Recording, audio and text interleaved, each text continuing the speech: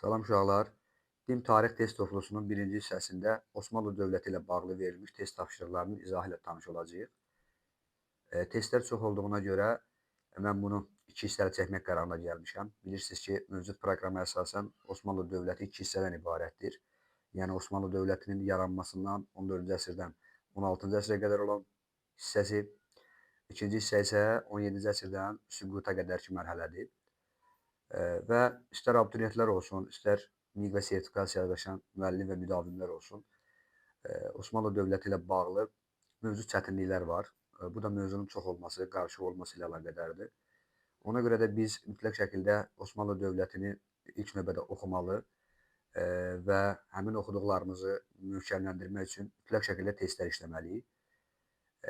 Bunun üçün də biz ilk olaraq din toplusunda verilən testlərin izahı ilə tanış olacağıq. Hansı ki, bəzi testlərdə geniş izaha ehtiyac var. Onları geniş izah eləyəcəm. Hansında ki, izaha ehtiyac yoxdur, belə deyim ki, təkcə cavabı deməklə kifayətlənəcəyik. Birinci testimizdə 14-cü əsrdə Gelibolu ələ keçirərək Balkanlara hücum üçün əhəmiyyətli mövqe qazandılar. Burada cavab D variantı olacaq. Bilirsiniz ki, 1354-cü ildə Orxan Qazinin dövründə Gelibolu ələ keçirilərək Balkanlarda mühüm mövqe qazanmışdı Osmanlı dövləti. Birinci sualda cavabımız D olacaq. İkinci sualda 14-15-ci əsrlərdə Osmanlı dövlətində sultandan sonra dövlətdə ikinci vəzifəli şəxs, bu təbii ki, burada baş vəzir olacaq. Bir çox dövlətlərdə olduğu kimi Osmanlı dövlətində də ikinci şəxs vəzir və yaxud da baş vəzir hesab olunurdu. Üçüncü sualda Sultan 1-ci İldırım Bəyazıt Bolqarıstanı tabe etdi. Bu hadisə 1396-cı ildə Niqbolo döyüşünün baş verməsi ilə baş vermişdir və Bolqarıstan işğalı başa çatdırılmışdır. Dördüncü testimizdə Osmanlı dövlətinə aiddir. Terek döyüşü bilirsiniz 1395-ci ildə Teymurilər dövlətinə aiddir. 1040-cı il Dəndənəkan döyüşü Səlcuqlara aiddir. Sərbədarlar üsyanı 1365-66-cı ildə belə deyək Teymura aiddir, amma hələ onda Teymurilər dövləti yaranmamışdı. Malazgirt döyüşü də eyni zamanda Səlcuqlar dövlətinə aiddir 1071-ci ildə. Burada cavab E variantı olacaq. 1389 Kosova vuruşması, serblərin məğlub edilməsi. 5-ci testimizdə 14-15-ci əsrlərdə Osmanlı dövlətində timar adlanırdı. Bilirsiniz ki, hər bir demək olar ki, feodalizm dövründə mövcud hər bir dövlətlərdə torpaq mülkiyyət formaları mövcud olub. Yəni həm şərti formada, həm də irsi formada verilən torpaqlar idi. Osmanlı dövlətində isə timar torpaq mülkiyyət forması sayılırdı və bunlar əsgərlərə və xırda dövlət məmurlarına paylanılırdı. Yəni cavabımız olacaq D variantı. 6-cı sualımızda 14 və 15-ci əsrlərdə Osmanlı dövlətində dəftərdar adlanırdı. Dəftərdar maliyyə işlərini nəzarət edən şəxs idi. Ümumiyyətlə baş vəzirdir, dəftərdardır, timardır, ziyamətdir. Bu kimi məsələlər hər bir dövlətdə bir növ əzbər tələb eləyir. Bizim əzbər qabiliyyətimiz yaxşı olmalı ki, bunları yadda saxlaya bilək. 7-ci sualda timar torpaq sahibliyi mövzu olduğu dövlət bu Osmanlı dövlətidir, bayaqdan danışdığımız məsələdir. 8-ci sualda 14-15-ci əsrlərdə Osmanlı İmperiyasında əsgərlərə və xırda dövlət məmurlarına verilən torpaq. Bu da 5-ci sualın demək təkrarıdır. Burada isə cavabımız olacaq timar, yəni D variantı. Osmanlı dövründə yeni dövlətində yaradılan yeni piyada qoşun adlanırdı. Burada Yeniçəri olacaq cavabımız. A variantı olacaq. Bilirsiniz ki, 1-ci Muradın dövründə yaradılıb Yeniçəri ocağı, Yeniçəri qoşun növü və 1826-cı ilə qədər, 2-ci Mahmudun dövrünə qədər Yeniçəri qoşunu, piyada qoşunu mövcud olub. 10-cu sualımızda 14-cü əsrin əvvəllərində yaranmış dövlət bu Osmanlı dövlətidir. 11-ci sualda onun təkrarıdır. Osmanlı dövləti bilirik ki, biz Anadolu Səlcuq Sultanlığının zəifləməsi nəticəsində Kiçik Asiyada yaranmışdı. Müsəlman və eyni zamanda yəni müsəlman türk dövləti idi. Cavab E variantı olacaq. 12-ci sualımız da 10-11-ci sualın bir növ təkrarıdır. Kiçik Asiyada yaranmış müsəlman türk dövlətinin banisi Osman bəy olmuşdur. Məhz dövlət də elə onun adı ilə Osman adlanır. 1302-ci ildə yaranan dövlət. 13-cü sualımızda Osmanlı dövlətinə aiddir. Bu timar torpaq sahibliyidir. Bir daha xatırlayaq. Soyurqal torpaq sahili Qaraqoyunlu Ağqoyunlulara aiddir. Panipat döyüşü Dehli Sultanlığına aiddir. Yəni Moğollarla baş vermiş döyüşdür. Eyni zamanda Moğolların tarixində də Panipat döyüşü var 1761-də. Sərbədarilər heç bir dövlətə aid deyil. Yəni Teymurilər dövlətinə aid deyil. Dəndənəkəndə Səlcuqlara aiddir. 14-cü sualımızda torpaq mülkiyyət formalarının aid olduğu dövlətləri sxemə müvafiq olaraq tapacağıq. Uc biz bilirik ki, Səlcuqlardadır. Cagir Moğollardadır.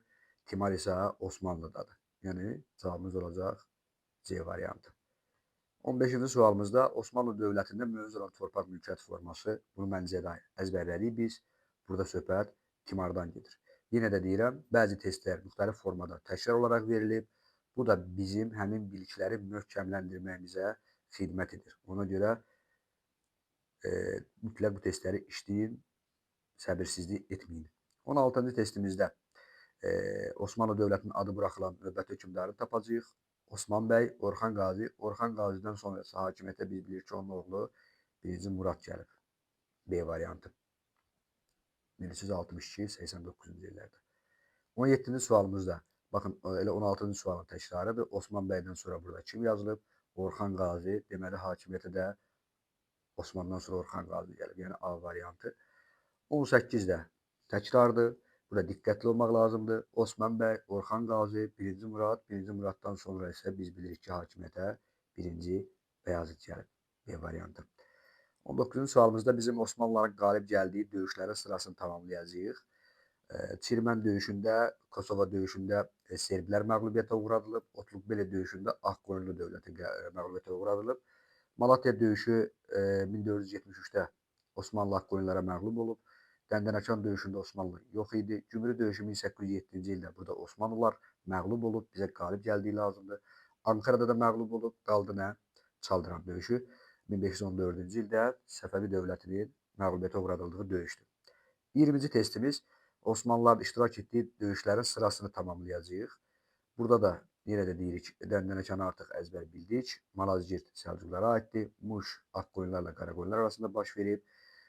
Almabulağı Səfəvilərlə Ağqoyunlar arasında baş verib. Malatya isə Ağqoyunlarla Osmanlı arasında baş verib və Ağqoyunlar qalib gəlib. 1453-cü il isə bizim demək olar ki, hər birimizin əzbər bildiyi bir hadisədir. Bu da təbii ki, Konstantinopolun fəth edilməsi və Bizans imperiyasının paytaxt, daha doğrusu varlığına son qoyulması deməkdir. 1453-cü il olacaq Konstantinopolun fəthi. C variantı. 22-ci sualımızda Osmanlı İmperiyasına aid olmayan sülh müqaviləsi. Burada uşaqlar biz San Stefano 78, Kiçik Qaynarca 1774, Buxarest 1812. Bu hər üç müqavilə Rusiya ilə Osmanlı arasında imzalanmışdır. Qəsr Şirin isə biz bilirik 1639-cu ildə Səfəvi dövləti ilə imzalanmış müqavilədir. Peterburq müqaviləsi isə 1723-cü ildə Rusiya ilə Səfəvilər arasında imzalanmışdır. Cavab olacaq C variantı. 23-cü sualımız türk dövlətləri arasında olmamış döyüşü soruşur. Burada cavab A variantı olacaq. Çünki Çirmən döyüşünün tərəflərindən biri Serblər idi. Serblər isə türk dövləti deyil. Ankarada Teymurlar Osmanlı, Çıldır, Səfəvlər Osmanlı, Malatya və Otlukbelidə isə Ağqoyunlu Osmanlı qüvvələri döyüşmüşdülər. 24-cü sualımızda 1-ci Muradın hakimiyyət dövrünə aiddir. Bizans 2-ci Mehmetin adı ilə bağlıdır. Misirin fəthi 1-ci Səlimin adı ilə bağlıdır. Paytaxtın Bursaya köçürülməsi Orxan Qazinin adı ilə bağlıdır. Həmçinin Gəliboluda adı tutulması Orxan Qazinin adı ilə bağlıdır. Cavab olacaq C variantı. 1362-ci ildə dövlətin paytaxtı Ədirnəyə köçürülür. Yəni 1-ci Muradın hakimiyyət dövründə düşür. Əslində bu biraz ziddiyyətli testi. Çünki bizim yox, belə qarışdırmayın fikrinizi. Cavab C variantı olacaq. Əlavə məlumat verməyim. 25-ci sualımızda biz uyğunluğu tapacağıq. Tiyülü biz bilirik ki, Səfəvilərdə mövcud olub. Burada isə Səfəvilər adı yoxdur. Deməli 1 və 2 bizim cavablarımız olmayacaq. Timar Osmanlıya aiddir. Ucu isə Səlcuqlara aiddir. Yəni 6 və 5 olacaq cavabımız. 6 və 5 isə harada öz əksini tapıb? A variantında. 26-cı sualda Osmanlının iştirak etmədiyi döyüş burada A variantı olacaq. Panipat döyüşü Dehli ilə Moğol arasında baş verib. Bunların isə hər birini biz qeyd etmişik. 27-ci testdə Osmanlılarla Serblər arasında baş verən 2 döyüş var. Biri 1371 Çirmən döyüşü, biri də 1389 Kosova döyüşü. Yəni bizim tanıdığımız 2 döyüş var. 28-ci sualda Osmanlıların qalib gəldikləri döyüşlərdən deyil. Yəni məğlub olduğu döyüş tapacağıq. O isə təbii ki, nə olacaq? Ankara döyüşü olacaq. 1402-ci ildə Osmanlılar Əmir Teymur tərəfindən məğlubiyyətə uğradılmışdı. Yerdə qalan döyüşlərin hər birində Osmanlılar qalib gəlib.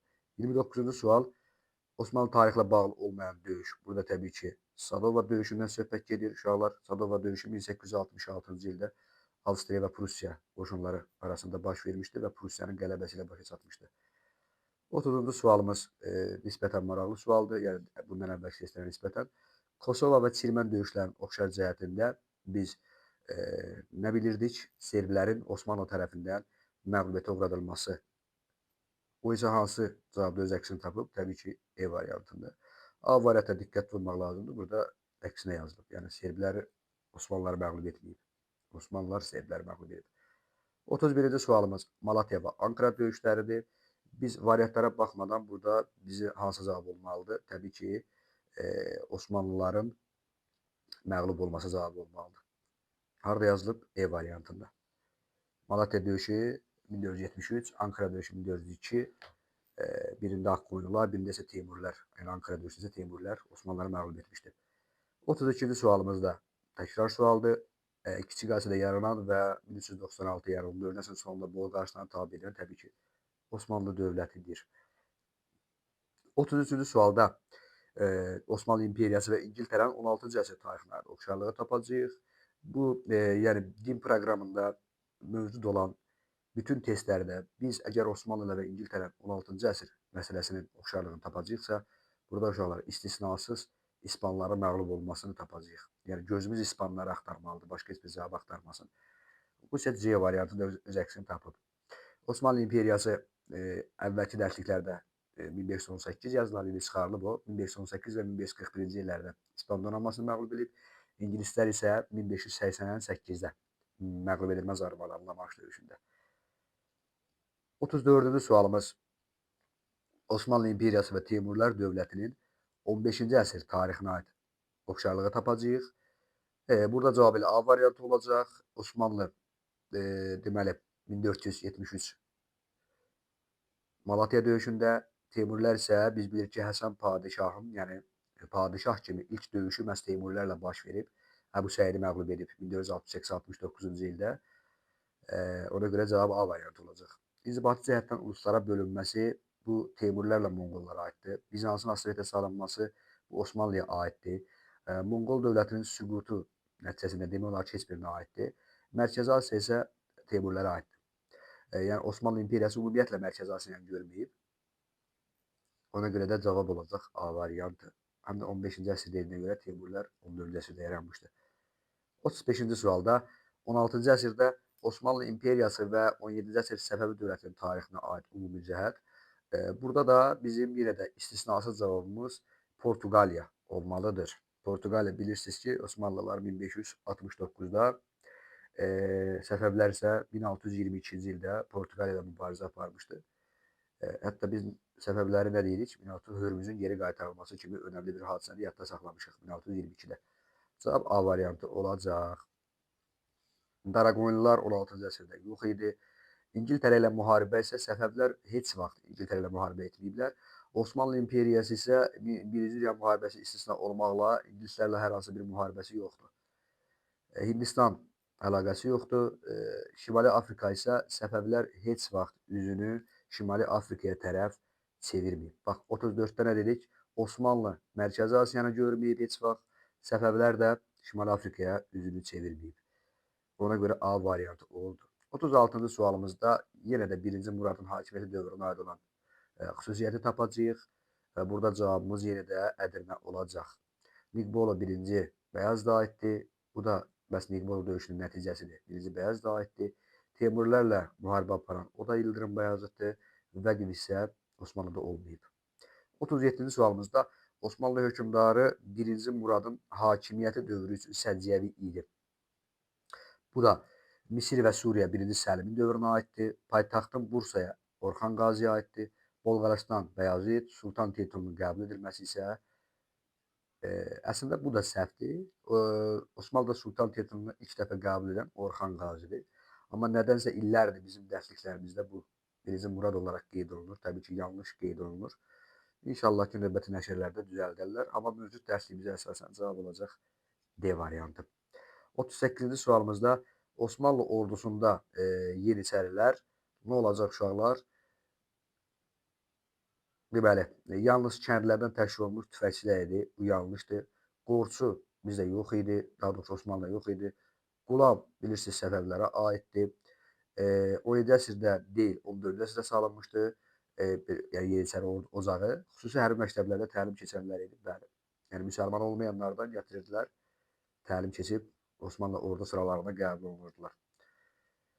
Burada da yalnız söhbəti işimizi korlayır. Yəni yalnız kəndlərdən təşkil olunmamışdır. 39-cu sualımızda 15-ci əsrin ikinci yarısında Osmanlı dövləti hansı ticarət yollarını nəzarət altına aldı? Uşaqlar, sizcə bu hansı olar? Bu təbii ki, burada söhbət Konstantinopolun fəth edilməsi və Osmanlının Avropanı Asiya ilə birləşdirən və Kiçik Asiyadan keçən yolları öz nəzarəti altına alması olar. Aydındırmı? Ona görə cavab B olacaq. 40-cı sualımızda Kosova vuruşmasının nəticəsi 1389-cu il, bu da təkrar demişik, bunu əzbər bilirik biz, serblərin məğlub edilməsidir 40-cı sualımızda. 41-ci sualımız Çirmən döyüşünün nəticəsi, bu da təkrar sualdır, serblər Osmanlılar tərəfindən məğlubiyyətə uğradıldı. 42-ci sualımızda müvafiq olaraq tapacağıq biz döyüşləri. Moxaçı görürük, burada təbii ki, ingilislərdən söhbət gedə bilməz. Moxaç bilirsiniz ki, Osmanlılarla Avstriya arasında baş vermişdi Macaristan və yaxud da deyə bilərik 1526-cı ildə. Serbiyanı biz əzbərlədik artıq. Çirmən döyüşünü əzbərlədik artıq.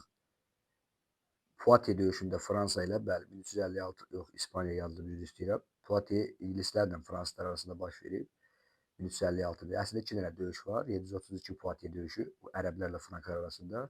İkincisi isə 100 illik müharibə gedişində Fransızlarla ingilislər arasında. Ona görə 2-də olmayacaq. Ankara isə bəli, Osmanlılar və Teymurlar arasında baş verib. Demək, cavabımız olacaq uşaqlar nə? 1, 3, 4. E variantı. 43-cü sualımızda yenə döyüşləri uyğunlaşdıracağıq biz. Dəndənəkan döyüşü Qəznəvlərlə Səlcuqlar arasında baş verib 1040-cı ildə. 5 doğru cavabdır.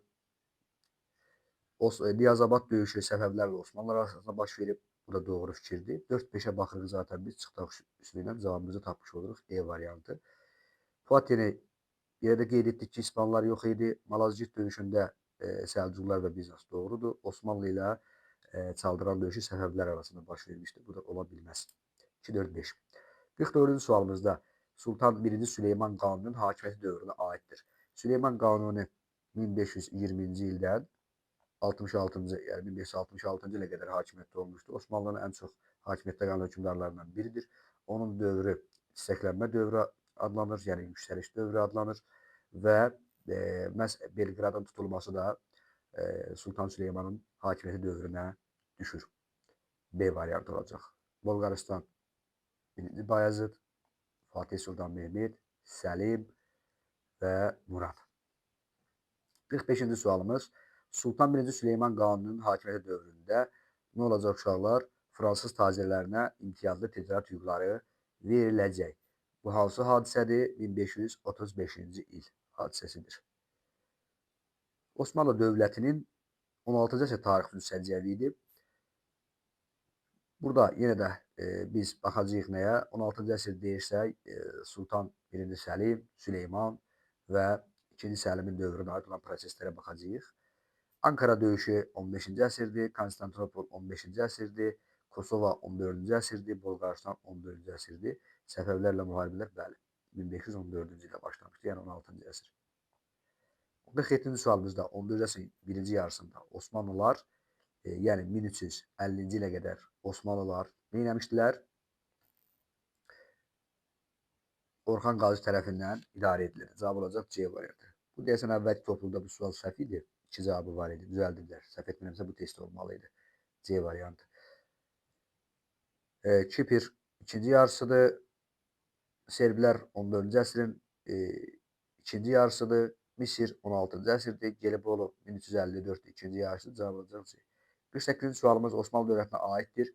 Qaraqoyunlularla hər hansı bir müqavilə, müzakirə mövzusu belə deyil. Ümumiyyətlə yadımızda saxlayırıq ki, Osmanlılar və Qaraqoyunlular, yəni Qaraqoyunlu dövlətin yaranmasında demək olar ki, süqutuna qədər hər hansı bir mübarizə, müharibə olmayıb. Kosova döyüşündə qalib gəlmişdi. Prili yarımadasını tutmuşdu. Belə bir məsələ ilə biz rastlaşmamışıq. Prili yarımadası bilirsiniz İspaniyadadır. Osmanlı isə İspaniyaya girib çıxamayıb. Əmir Teymurun qoşunlarını məğlub etmişdi. Əksinə məğlub olmuşdu. Bizansın varlığına son qoymuşdu. Bəli.